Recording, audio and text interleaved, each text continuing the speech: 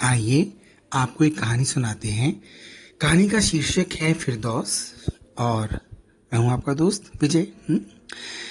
कहानी सुनाने से पहले मैं आपको निर्देश देना चाहता हूं कि ये कहानी पूर्णतया काल्पनिक है। इसका सच से कोई संबंध नहीं है और ये कहानी सिर्फ और सिर्फ मनोरंजन के लिए बनाई गई है। प्लीज सुनिएगा। सहारनपुर डिस्ट्रिक्ट में एक गांव है छुटमलपुर।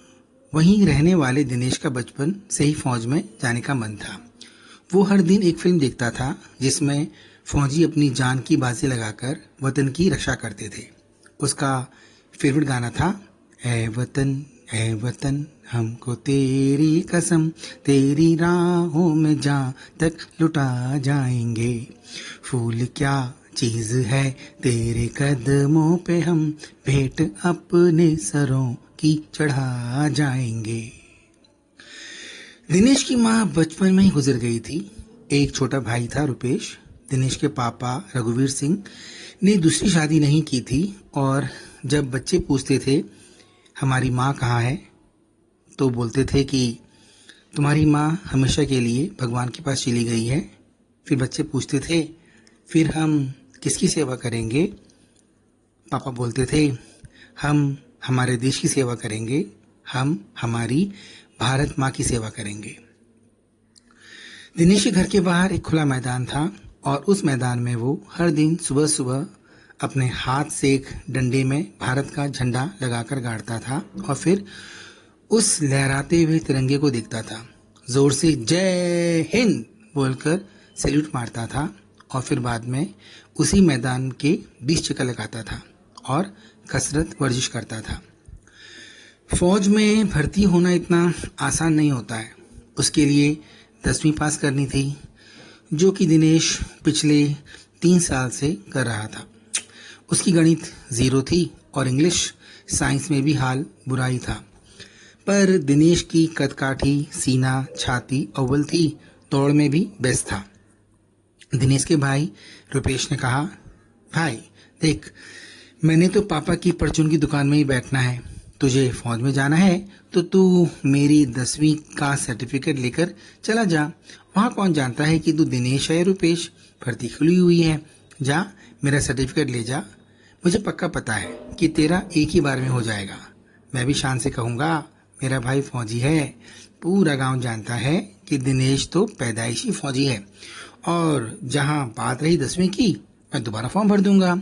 इतना तो मुझे खुद पर यकीन है कि मैं दोबारा भी 10वीं एक ही बार में क्लियर कर लूंगा। दिनेश ने कहा, रुपेश, मुझे गर्व है अपने भाई पर। मैं भले ही पढ़ाई में कमजोर सही, लेकिन फौज में मैं अपनी काबिलियत से ही जाऊंगा। भगवान मेरी परीक्षा ले रहा है और मैं हार नहीं मानूंगा। इस बार दिनेश ने बहुत मेहनत की, रट्टा मार मार कर याद किया और गणित में भी सुधार किया। फाइनली इस साल दिनेश 35% से पास हो गया। उसके पास होते ही उसके पापा रघुवीर सिंह ने पूरे छुटमलपुर को लड्डू बांटे। फौज में भर्ती खुली और उसका एक ही बार में हो गया। फिर उसका मेडिकल किया गया। उसके सर के बालों से लेकर पाँव के नाखून तक की जांच पड़ताल की गई। उसका ब्लड टेस्ट किया गया। दिनेश का रेयर ब्लड ग्रुप था, AB नेगेटिव। इन सब के बाद लास्ट में उसे ट्रेनिंग के लिए भेजा गया। फिर 1 साल बाद वो पक्का फौजी बनकर पूरी ड्रेस पहनकर छुटमलपुर आया। दिनेश की पहली पोस्टिंग कश्मीर थी और वहां जाने से पहले उसे छुट्टी मिली थी और वो अपने घर गया, सहारनपुर। रुपेश को अपने भाई को साक्षात फौजी के रूप में देखकर बहुत खुशी हुई। दिनेश इन्फेंट्री रेजिमेंट का जवान बन गया था। दिनेश के पापा रघुवीर सिंह का सीना गर्व से चौड़ा हो गया। उसने अपने बेटे को गले लगाया और बोला, बेटा, कुछ भी हो जाए इस वर्दी की लाज रखना। देश से पहले कुछ नहीं। और फिर उन्होंने झुककर जमीन से मिट्टी उठाई और अपने बेटे के माथे पर लगा दी। दिनेश ने देखा कि मैदान में तिरंगा लहरा रहा है। रघुवीर सिंह जी ने कहा, क्या हो गया जो मैं फौजी नहीं? मेरा बेटा तो फौजी है। तेरे जाने के बाद इस तिरंगे को हर दिन मैं यहीं लगाता हूँ। दोनों पिता पुत्र ने झंडे की तरफ देखा और सैल्यूट मारा। एक साथ आवाज आई, जय हिंद। 20 दिन की छुट्टी कब खत्म हो गई पता ही नहीं चला। आखिरी दिन दिनेश बोला, पापा अब मैं 15 अगस्त को आऊँगा और फिर उस दिन दोनों इसी मैदान में मिलकर तिरंगा लहराएंगे और पूरे छुटमलपुर में मिठाई बांटेंगे। दिनेश कश्मीर गया और उसे बॉर्डर में पोस्ट कर दिया। वहाँ SLR सेल्फ लोडेड राइफल के साथ नाइट ड्यूटी होती थी। दिनेश ड्यूटी में पलक भी नहीं झपकाता था। धीरे धीरे 7 महीने बीत गए। अगस्त का महीना चल रहा था और दिनेश 15 अगस्त का इंतजार कर रहा था। सिर्फ 2 दिन रह गए थे। वो खुश था क्योंकि उसकी छुट्टी मंजूर हो गई थी। वो सपने देख रहा था कि वो कश्मीर से सीधा सहारनपुर जाएगा और अपने गांव छुटमलपुर में अपने पापा के साथ तिरंगा लहराएगा। नाइट ड्यूटी के वक्त दिनेश ने देखा कि थोड़ा दूर अंधेरे में एक औरत चली आ रही है। खून से लथपथ थी। वो पेट में हाथ रखकर जोर से चिल्ला रही थी। उसे बहुत दर्द हो रहा था और कश्मीरी में कुछ बोल रही थी। कुछ हिंदी में ही बोल रही थी। अब्बू को बचाओ, अब्बू को बचाओ, भाई को मार दिया, गोली मार दी, गोली मार दी। दिनेश ने उसे देखा और वो उसके पास गया। उसने देखा कि औरत कुछ पेट से मोटी सी थी। उसे उसकी भाषा समझ नहीं आ रही थी। बस मार दिया समझ आ रहा था। उसने कश्मीरी पोशाक पहनी हुई थी और वो बुरी तरह से घायल थी। दिनेश ने उसे उठाया और उठाते के साथ ही कहीं से फायरिंग शुरू हो गई। आसपास के सारे जवानों ने जैसे ही फायरिंग की आवाज सुनी वो फायरिंग की दिशा में भागे। काउंटर फायरिंग शुरू हो गई। धौं धौं धौं धाएं धाएं धाएं। अंधेरे में हवा में फायरिंग हो रही थी। गोली कहाँ से चल रही थी कुछ पता नहीं चल रहा था, लेकिन फायरिंग हो रही थी। दिनेश को जवानों ने कवर किया और वो उसे और उस औरत को बचाते हुए आर्मी मेडिकल कैंप में लाए। रात के कोई 1 बज रहे थे। मेडिकल कैंप के स्टाफ ने senior doctor colonel Megha Mathur को मैसेज भिजवाया। इमरजेंसी केस था, मैडम प्लीज जल्दी आ जाइए बोला। कड़ाके की ठंड थी कश्मीर में। इतनी ठंड में तकरीबन आधे घंटे के अंदर अंदर मेघा मैडम आई और उन्होंने पेशेंट को देखा और बोला, इसे तुरंत ऑपरेशन थिएटर में ले चलो, फास्ट। दिनेश और बाकी जवान मेडिकल कैंप के बाहर ही थे। तकरीबन 1 घंटे के बाद मेघा मैडम ऑपरेशन थिएटर से बाहर आई और उनके हाथ में एक छोटा सा नवजात शिशु था, लड़का था। बच्चे को सिजेरियन सर्जरी करके निकाला गया। माँ की हालत खराब थी, उसका बहुत ब्लड निकल गया था। बचना मुश्किल था।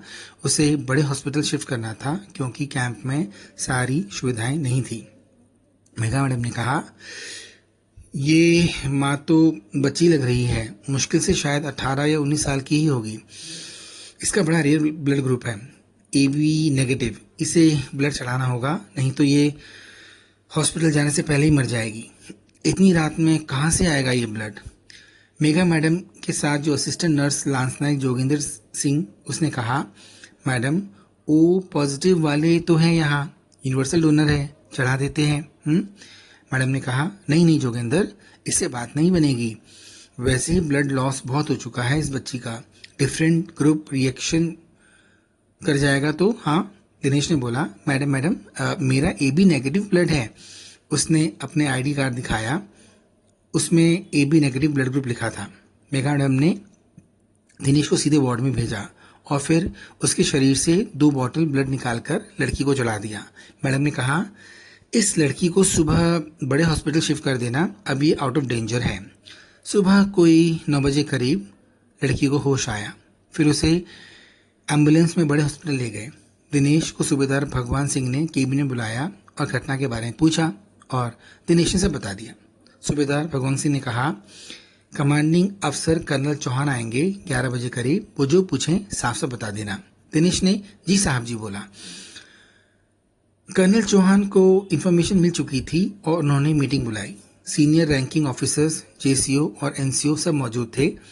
फाइनली डिसीजन निकाला गया कि एक प्रेग्नेंट लड़की का बॉर्डर से आना और वो भी रात में इत्तेफाक नहीं हो सकता है, इसकी जांच की जाए। चौहान सर ने दिनेश की बहादुरी की दाद दी और कहा, ऐसे जवान देश की शान है और दिनेश को उस लड़की के केस में लगा दिया। दिनेश का सीना डबल हो गया और उसने मीटिंग के बाद तुरंत अपने पापा को फोन करके सारी घटना के बारे में बताया। रघुवीर सिंह ने कहा, शाबाश बेटा, उस बच्ची का खून और तेरा खून एक ही है, उसकी रक्षा करना। दिनेश और बाकी अफसर सभी हॉस्पिटल गए। दिन के 12 बज रहे थे। लड़की से पूछताछ की गई। उसने कश्मीरी लहजे में टूटी फूटी हिंदी में बताया कि उसका नाम फिरदौस है और वो पहाड़ी में रहती है। उसका गांव तितवाल गांव है जो आधा पाकिस्तान में है और आधा भारत में है, पर उसका घर पाकिस्तान में आता है। उसकी 2 छोटी बहनें हैं और एक भाई है। फिरदौस ने बोला, उसका शौहर दिलशाद अरमान बाई की आरा मशीन में काम करता है, लकड़ी काटता है। मेरा शौहर के मम्मी पापा नहीं है, कोई नहीं है। 5 साल पहले उन्हें मार दिया। मैं पेट से था, मेरा बच्चा होने वाला था, इसलिए अम्मी अबू के पास था। 2 दिन पहले घर में 6 हट्टे कट्टे जवान आया। उनके हाथ में बड़ी बड़ी बंदूक था और भी बहुत कुछ था। उन्होंने भाई को गोली मारा, उसकी लाश घर में दफन किया और बोला कि वो हम सबको मार देगा, खाना लाओ। हम उनके लिए खाना बनाता था। वो मुर्गा मांगता था, बकरा मांगता था। अबू का हाथ पैर बांधा था और मेरे दोनों बहन और अम्मी की आबरू लूट रहा था। उनके हाथ में बड़ा बड़ा काला डब्बा था जिसमें वो कुछ खटपिट 1 2 4 3 बोलता था। B B D D D भुआ भुआ।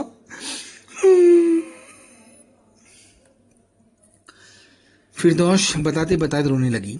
सूबेदार भगवान सिंह ने कहा, बच्ची तुम वहां से बच के कैसे आई? फिरदौस ने बोला, हमारा घर में कासूर नहीं था, हम बाहर जाता था। भगवान सिंह कासूर समझे नहीं। उन्होंने पूछा, कासूर क्या होता है? फिरदौस को बताने में शर्म आई। तभी भगवान सिंह के पास जवान नायक हरपाल सिंह आया और उसने धीरे से कान में बोला, साहब, कासूर का मतलब टॉयलेट होता है। फिरदौस ने आगे बताया, आतंकी हमें बाहर नहीं जाने देता था। हमारा पीछे एक आदमी हमेशा बंदूक लेकर चलता था। वो शक करता था कि कहीं हम भाग जाता तो। पर कल जब मैं अम्मी के साथ सुबह सुबह कासूर गया तो अम्मी ने मेरे को झटका दिया और नीचे फेंक दिया। मैं फिसलता हुआ नीचे गिरा। नीचे नदी बहता था।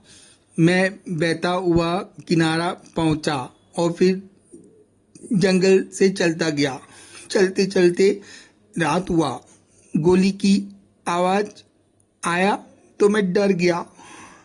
फिर थोड़ा हिम्मत करके आगे बढ़ा तो मुझे लाइट दिखा और मैं उस ओर गया। फिर एक फौजी भाई ने मुझे उठाया। सूबेदार भगवान सिंह और बाकी सभी ने फिरदौस की स्टेटमेंट सुनी और फिर आगे क्या एक्शन लेना है उसके बारे में विचार विमर्श करने के लिए कर्नल चौहान से फोन में पूछा। चौहान सर ने इमीडिएट मीटिंग के लिए सबको ऑफिस बुलाया। सूबेदार भगवान सिंह ने दिनेश को हॉस्पिटल में रहने के लिए कहा। लड़की के आसपास कोई होना चाहिए और पूरी टीम ऑफिस में चली गई। 3 बज रहे थे। कर्नल चौहान, इंटेलिजेंस अफसर lieutenant colonel Rohit Sharma Mishra, major Vikram Solanki, captain Anuj Saxena और भी कई अफसर और सूबेदार भगवान सिंह को मिलाकर और कुछ जेसीओ मैन मीटिंग में थे। मेजर विक्रम सोलंकी ने लेफ्टिनेंट कर्नल रोहित की तरफ देखते हुए कहा, सर, इंटेलिजेंस की रिपोर्ट के अनुसार फिरदौस सही कह रही है। पाकिस्तान तितवाल के पहाड़ी इलाके से रेडियो फ्रीक्वेंसी आ रही है। कुछ कोड्स में बातें हो रही हैं। Intelligence officer lieutenant colonel Rohit ने स्क्रीन में फिरदौस के घर की लोकेशन दिखाई। उसके घर के नीचे नदी बहती है और स्टिक से पॉइंट करते हुए बताया कि लड़की कैसे बॉर्डर पार पहुंची होगी। लड़की के घर को सैटेलाइट से ट्रेस किया था। उसके घर में जैमर लगा हुआ था। पकड़ में नहीं आ रहा था। उसका घर पहाड़ी पर था और बाकी गांव के घर काफी नीचे थे। मीटिंग में कई बातों पर चर्चा चली।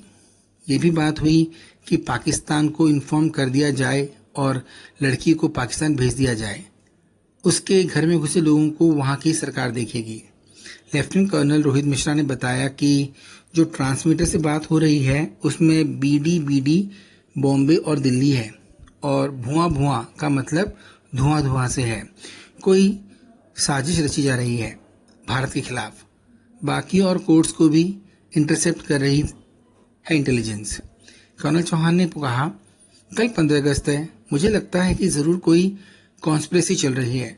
इस समय पड़ोसी मुल्क को खबर करने से आतंकियों के हौसले बढ़ जाएंगे और वो अपना प्लान चेंज कर देंगे।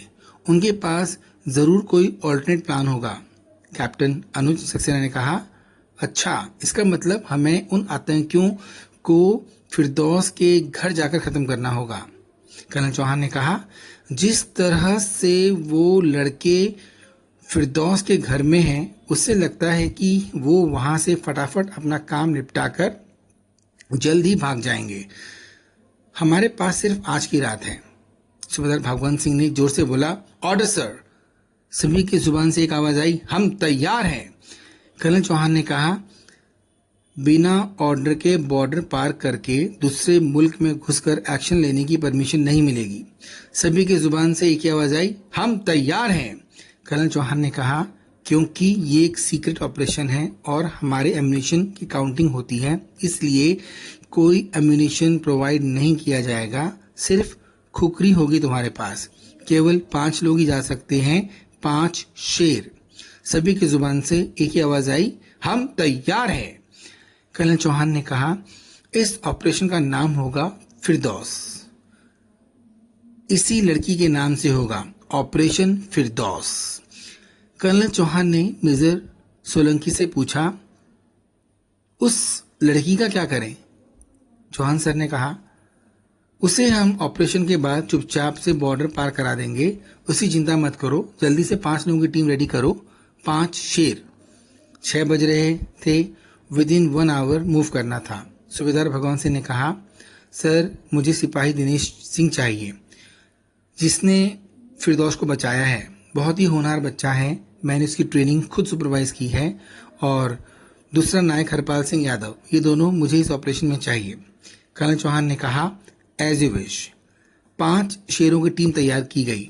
मेजर सोलंकी, कैप्टन अनुज, सूबेदार भगवान सिंह, नायक हरपाल सिंह और सिपाही दिनेश सिंह। दिनेश हॉस्पिटल में था। अपने पापा को फोन पर बता रहा था कि उसे थोड़ी ही देर में छुट्टी मिल जाएगी और वो बस पकड़कर पहले जम्मू जाएगा और फिर ट्रेन पकड़कर अगले दिन घर, और आते ही उनके साथ तिरंगा लहराएगा। दिनेश को हॉस्पिटल के स्टाफ ने मैसेज दिया, दिनेश, आपको सूबेदार भगवान सिंह ने ऑफिस रिपोर्ट करने के लिए कहा है, तुरंत रिपोर्ट करो। दिनेश के पापा को भी मैसेज सुनाई दिया। रघुवीर जी ने पूछा, क्या वो बेटा? दिनेश ने बोला, कुछ नहीं पापा, कुछ नहीं, मैं कल आता हूं ना, बैठकर बात करेंगे। दिनेश ने अधूरी बात बताकर फोन रख दिया। दिनेश ऑफिस पहुंचा और फिर सूबेदार भगवान सिंह ने उसे सारी बातें बताई और उसे रेडी होने के लिए कहा। दिनेश ने कहा, जी साहब। रात के 7:30 बज गए थे। 5 शेर रेडी थे। मेजर विक्रम सोलंकी की कमांड में ऑपरेशन फिरदौस को अंजाम देने के लिए सभी शेर रेडी हो गए थे। मोबाइल या सिग्नल पहुंचाने वाला कोई मैकेनिकल या इलेक्ट्रॉनिक उपकरण नहीं रखना था। सभी ने कंप्लीट ब्लैक कलर के कपड़े पहने। 2 खुखरी सभी ने अपने अपने कमरे बांध ली और रात के सन्नाटे में बॉर्डर पार करके फिरदौस के घर जाने की तैयारी कर ली। कर्नल चौहान ने बोला, कैसे भी करके वहां सुबह के 3 बजे से पहले सब कुछ फिनिश कर देना और नदी के किनारे पहुंच जाना। हमारी बैकअप टीम गाड़ी के साथ रेडी होगी। वो तुम्हें बेस कैंप ले जाएगी। कल हम तिरंगा एक साथ लहराएंगे। सभी ने एक साथ बोला, यस सर। टीम ने वही रूट अपनाया जिससे फिरदौस आई थी। पांचों ने नदी पार की, छोटी टॉर्च के सहारे जल्दी जल्दी पहाड़ी चढ़ी। तकरीबन रात के 11 बजे वो फिरदौस के घर पहुंचे। मेजर विक्रम सोलंकी ने चुपके से देखा कि अभी अंदर 10 दिख रहे थे। शायद ज्यादा भी हो सकते थे, क्या पता फिरदौस के जाने के बाद और लोग भी आए हों। फिरदौस के पिता और बहनों को एक कमरे में बंद कर रखा था। एक आतंकी उनके कमरे में घुसा और फिरदौस की मां को बालों के जोर से खींचकर बाहर ले आया और दरवाजा बंद कर दिया। उसने बोला, चल उतार अपने कपड़े, नहीं तो तुझे भी वहीं फेंक दूंगा जहां तेरी बेटी को गिराया था, समझे? अब तक तो उसकी लाश को कुत्ते, मगरमच्छ और मछलियां खा गई होंगी। मेजर विक्रम सोलंकी ने टीम को बताया, कम से कम 10 का मुकाबला करना है, 1 पर 2 है। मेजर सोलंकी ने देखा एक आदमी ट्रांसमीटर के साथ बैठा हुआ था। उसकी उम्र कुछ ज्यादा लग रही थी, क्योंकि फिरदौस ने कहा था कि लड़के आए थे और ये तो आदमी दिख रहा था। शायद ये आज ही आया था। वो आदमी ट्रांसमीटर में कुछ भुआ भुआ करके बोल रहा था। शायद कोड में कुछ बातें चल रही थी। एक कोने में एक और बड़ी उम्र का आदमी था जो ट्रांसमीटर पर बैठे आदमी को इशारे से कुछ कह रहा था। ऐसा लग रहा था जैसे कह रहा हो कि हमारी इजाजत लिए बिना कोई कदम नहीं उठाना, अगर मैसेज नहीं आया तो कुछ नहीं करना, वरना सभी मारे जाएंगे। मेजर सोलंकी के लिए ये सिग्नल काफी था। वो समझ गए थे कि यही आतंकियों का हेडक्वार्टर है। इसे फिनिश कर दिया तो आतंकियों के मंसूबों भी फिनिश हो जाएंगे। मेजर सोलंकी ने 2 टीम बनाई। मेजर सोलंकी और कैप्टन सक्सेना, अनुज सक्सेना को राइट साइड से एंटर करना था। सूबेदार भगवान सिंह को दरवाजा खटखटाना था और दिनेश और नायक हरपाल को सूबेदार को कवर प्रोटेक्शन देनी थी। पांचों शेर एक दूसरे के गले मिले और जय हिंद करके काम पर लग गए। सूबेदार ने दरवाजा खटखटाया। उसके दरवाजा खटखटाते ही आतंकी चौकन्ने हो गए और उन्होंने अंदर पोजीशन ले ली। सूबेदार जी दरवाजा खटखटाकर लेफ्ट साइड हो गए। यहाँ मेजर विक्रम और कैप्टन अनुज भी राइट साइड से ऊपर चढ़ते हुए घर की छत में पहुंच गए। आतंकी जानते थे कि गोलियां फायर करेंगे तो आवाज होगी और नीचे रहने वाले गांव के लोग जान जाएंगे और हंगामा हो जाएगा। इसलिए उन्होंने भी तेज धार चाकू और छुरी निकाल ली। जैसे दरवाजा खोलकर आतंकी ने बाहर देखा, उसे सूबेदार ने तेजी से अपनी ओर खींचा। इससे पहले कि वो आवाज निकालता, नायक हरपाल ने उसका मुंह दबाया और दिनेश ने खुखरी से उसका पेट फाड़ दिया। आतंकी मुर्गे की तरह छटपटाते हुए मर गया। चलो 10 में से 1 तो कम हुआ। ऊपर से मेजर विक्रम और कैप्टन सोलंकी भी घर में घुस गए और दोनों ने घुसते ही के साथ ही 2 आतंकी जो देख रेख के लिए कोने में तैनात थे, उनका गला खुखरी से काटकर उनका काम तमाम किया। इसके साथ ही कैप्टन अनुज और अंदर गया। इतने में पीछे से आकर एक आतंकी ने उसकी पीठ में छुरी से वार किया। कैप्टन अनुज के पीठ में चीरा लग गया और वो डर से चिल्लाया, आ! आवाज के शोर से सबको पता चल गया कि लोकेशन ट्रेस की जा चुकी है। बड़ी उम्र का आतंकी जो पहले ट्रांसमीटर के साथ था, वो ट्रांसमीटर की ओर भागा। जैसे ही उसने सिग्नल के लिए ट्रांसमीटर का रिसीवर उठाया, इतने में तेजी से खुखरी आई और उसका हाथ कटकर जमीन में गिर गया। वो खुखरी दिनेश ने मारी थी। आतंकी दर्द के मारे जोर से चिल्लाया।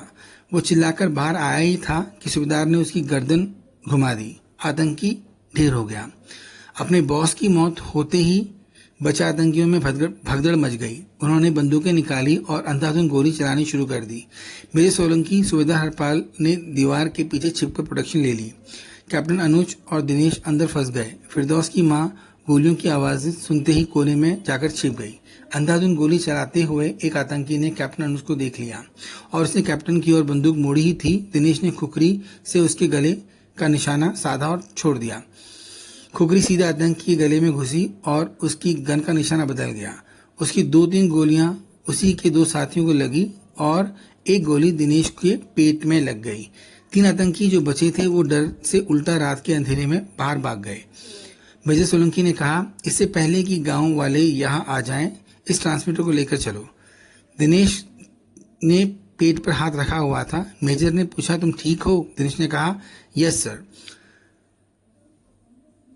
दिनेश गया और उसने सबसे पहले बंद दरवाजा खोलकर फिरदौस के पापा और बहनों को आजाद किया। फिरदौस की माँ, जो डरकर छुपकर कोने में बैठी थी, वो भी बाहर आई और अपने बच्चों और पति के गले लग गई। दिनेश ने कहा, फिरदौस ठीक है, उसको बेटा हुआ है, वो कल आप तक पहुंच जाएगी। फिरदौस के माता पिता दिनेश को गले लगाने लगे, शुक्रिया शुक्रिया करके रोने लगे। गोलियों की आवाज सुनकर पाकिस्तान आर्मी भी रेडी हो गई और वो भी फिरदौस के घर की तरफ आने लगी। मेजर सोलंकी ने टीम को कहा, मूव फास्ट। नायक हरपाल सिंह ने ट्रांसमीटर को पीठ में बांधा और सभी रात के अंधेरे में फिरदौस का घर छोड़ जंगल के रास्ते बॉर्डर की तरफ जाने लगे। फिर आगे नदी आई, उसमें कूद गए और रात के 2:30 बजे के आसपास इंडिया बॉर्डर में पहुंच गए। कर्नल चौहान के ऑर्डर से ऑलरेडी गाड़ी वहां रेडी थी। पांचों शेर गाड़ी में बैठे और बेस कैंप के लिए रवाना हो गए। मेजर सोलंकी ने कर्नल चौहान को फोन से बोला, जय हिंद सर। कर्नल चौहान ने बोला, जय हिंद मेरे शरों, everything all right? Major Solanki ने कहा, yes sir, operation Firdaus successful, हम जीत गए sir, we made it. Colonel Chauhan ने कहा, मुझे सबसे बात करनी है। कैप्टन अनुज ने कहा, जय हिंद सर। सूबेदार भगवान सिंह ने कहा, जय हिंद सर। नायक हरपाल ने कहा, जय हिंद सर। फोन दिनेश के पास गया, वो सबसे कोने में बैठा था। उसे फोन दिया, उसने उठाया नहीं। कर्नल चौहान ने कहा, क्या हुआ दिनेश को? मेजर सोलंकी ने उसे देखा, सर ये रिस्पॉन्ड नहीं कर रहा है, अभी कैंप लाकर देखते हैं। सूबेदार भगवान सिंह जान गए थे कि एक शेर शहीद हो गया है। बेस कैंप पहुंचे सारे। कर्नल चौहान वहां पहले से मौजूद थे। उन्होंने शहीद दिनेश को नमन किया और सुबह की लालिमा के साथ 15 अगस्त के दिन झंडा लहराया। दिनेश के घर सूचना पहुंचाई। उसके पापा अपने बेटे का इंतजार कर रहे थे। उन्होंने पूरे गांव को आमंत्रित किया था कि आज उनका बेटा तिरंगा लहराएगा। सभी गांव वाले मैदान में आए थे। रघुवीर जी ने सबके लिए लड्डू मंगाए थे। कश्मीर से छुटमलपुर दिनेश तिरंगे में लिपटकर हेलीकॉप्टर में आया। आर्मी के जवान शहीद का स्वागत कर रहे थे। अपने बेटे के पार्थिव शरीर को देखकर पिता रघुवीर जी ने एक आंसू भी नहीं छलकाया। उन्होंने आंसुओं को आंखों में रोक दिया। दिनेश को पिता के समक्ष लाया गया। रघुवीर सिंह जी झुके। उन्होंने जमीन से मिट्टी उठाई और अपने बेटे दिनेश के माथे पर लगाई और फिर दिनेश के एक हाथ को पकड़ा और दूसरे हाथ से रस्सी को खींच के झंडा लहराया और कहा, ऐ वतन हमको तेरी कसम, तेरी राहों में जान तक लुटा जाएंगे। फूल क्या चीज है तेरे कदमों में, हम भेंट अपने सरों की चढ़ा जाएंगे। सबकी आंखों में आंसू थे, मगर रघुवीर सिंह जी का सर फक्र से ऊंचा था। उन्हें अपने दिनेश पर नाज था। उन्होंने कहा, हे भगवान, दिनेश जैसा बेटा हर घर को देना। जब तक हर घर में एक दिनेश होगा, तब तक भारत माँ का कोई भी बाल बांका नहीं कर पाएगा। और उसके बाद पूरे राज सम्मान के साथ दिनेश का अंतिम संस्कार किया गया। जय हिंद।